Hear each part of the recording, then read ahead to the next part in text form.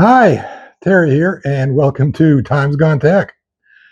This is part two in my four-part build video series on building a admittedly modern version of a black powder powered 15th century swivel gun, which I'm calling Magna Gunna V2.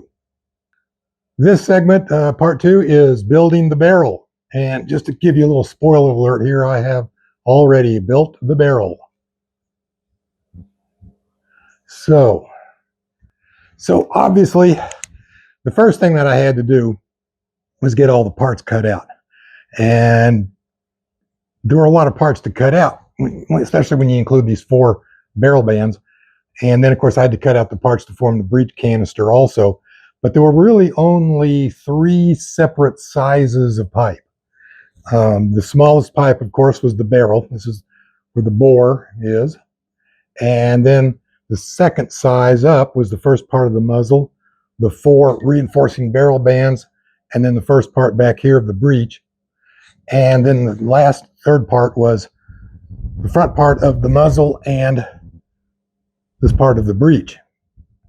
And this will be the breech canister, or the outer sleeve, and it'll fit together like that. And this is where we'll have the powder and the breech plug, and there'll be a section of pipes sliding up in through here, up the butt, up against the barrel. And from the outside, it'll look like that. Of course, sort of like that. So, cutting out all of the parts.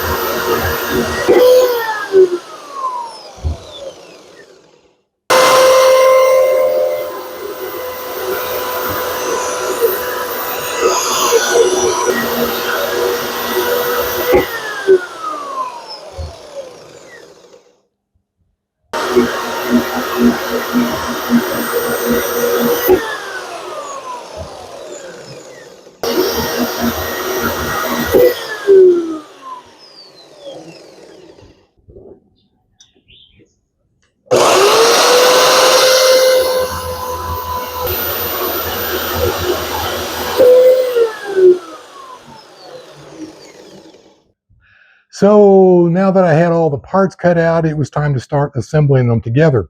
Now, I sized the outside diameter of the smaller pipe with the inside diameter of the next larger pipe that was going to fit on it very closely, so they could fit together without too much trouble. But they didn't fit together coming right out of the store. My original plan was to actually sand the smaller piece of pipe down enough that the two pieces would just, slide together very nicely, like I did my black powder press mold. And then I was going to weld everything in place.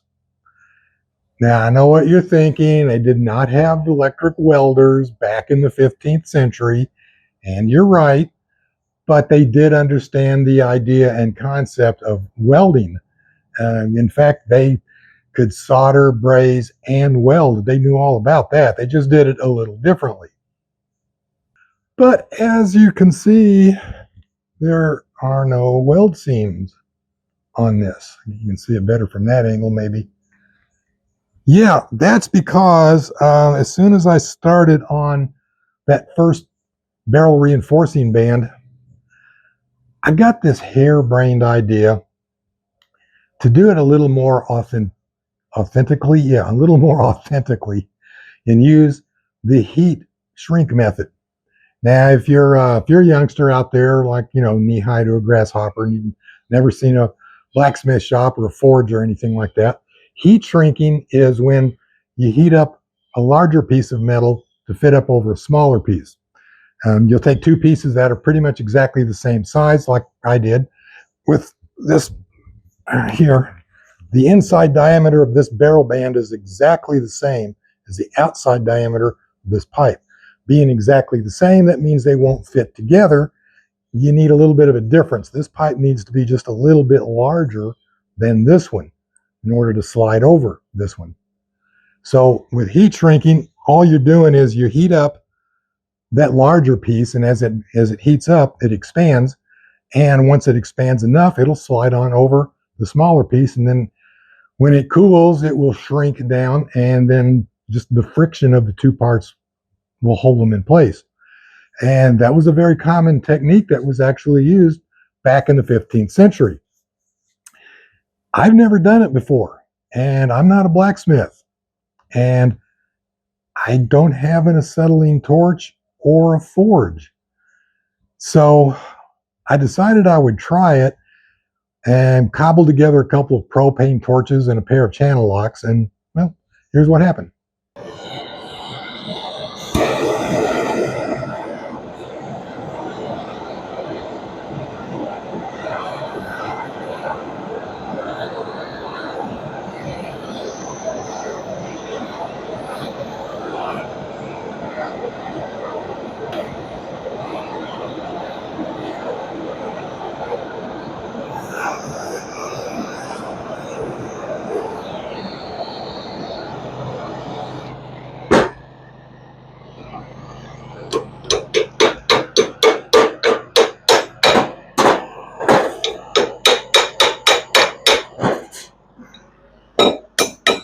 Ow!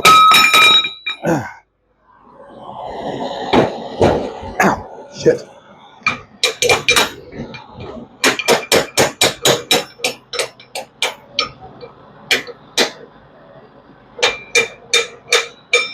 It's already just about cooled down so much it won't.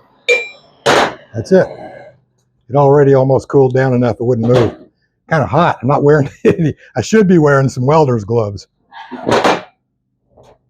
Ow! Okay, so there's 3 of them.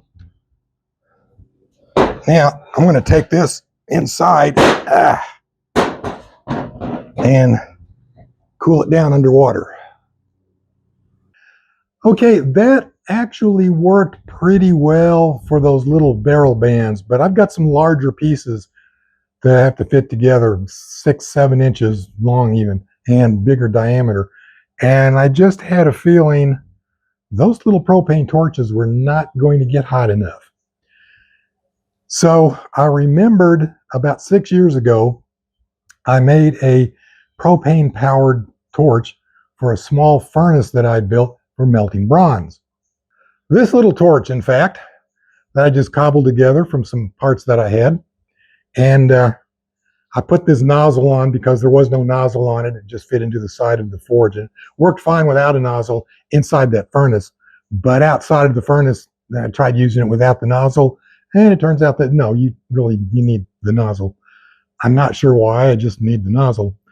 And yes, as you can see, this is galvanized because that's all I had.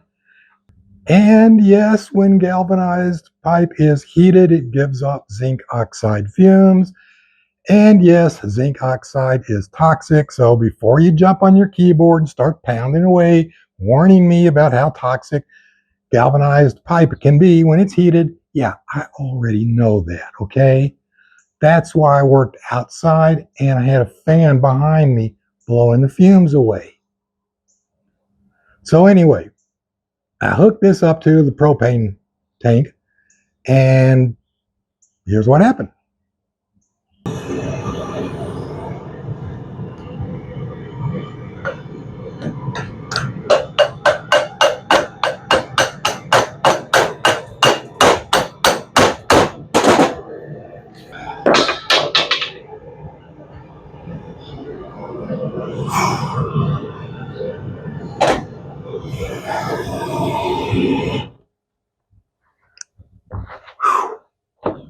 Man, I got to get some bigger pliers to start melting the plastic on these. Okay, well, there's that. Yeah, it worked. You really can't see it because the morning sun is shining on it in that video, but that barrel band actually got up to like a dull cherry red. And that was really just about as hot as it was going to get, and even in this torch. Now, the problem isn't the torch. It's a very good torch. In that furnace, it'll melt bronze. I almost melted some steel in it. The problem isn't that it's propane and it's got oxygen being fed to it through these little holes here. The problem is the regulator. Is a 30-pound per square inch regulator, and it just won't put enough gas through it fast enough under enough pressure to get hot enough. Now, if I had a 40, 50, maybe even a 60-pound per square inch regulator, yeah, I'm sure this thing would have gotten hot enough to get that metal white hot, probably. It worked, but barely. So I cheated a little bit. I went ahead and I sanded the smaller pipe down just a little until the two pieces didn't fit, but almost. I'm thinking a few thousandths more of an inch, and I could probably tap them on with a hammer. They wouldn't slide on by hand at all. And then I heated the bigger piece up, and then it slid on over the smaller piece. And so that's how it was built. This entire barrel is just held together with friction. It's heat shrunk together. No welds on it anywhere. Again, as I said, I have never tried that before. I discovered that I was really unprepared for it. If I decide to do it again, I know how to get set up and do it properly next time. But it worked. I got my barrel put together. So what are my thoughts about that heat shrinking method, having never done it before?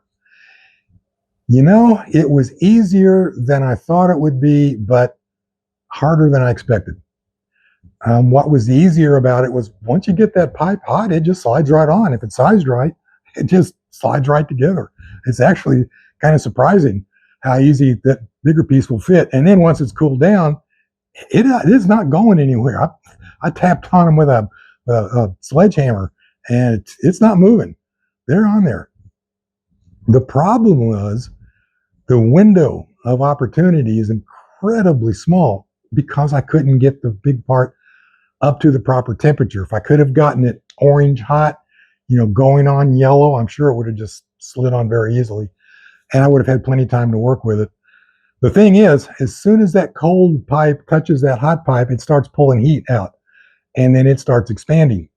And as it's doing that, it's pulling heat out of that big part, and it starts shrinking. So the big one's shrinking, the small one's expanding, and man, you only got a few seconds to get those things together, and that's it. They're together. If it's not in place, it ain't going in place. You're going to take an angle grinder or a hacksaw to get it off, which I don't have an angle grinder. And actually, I did screw one up.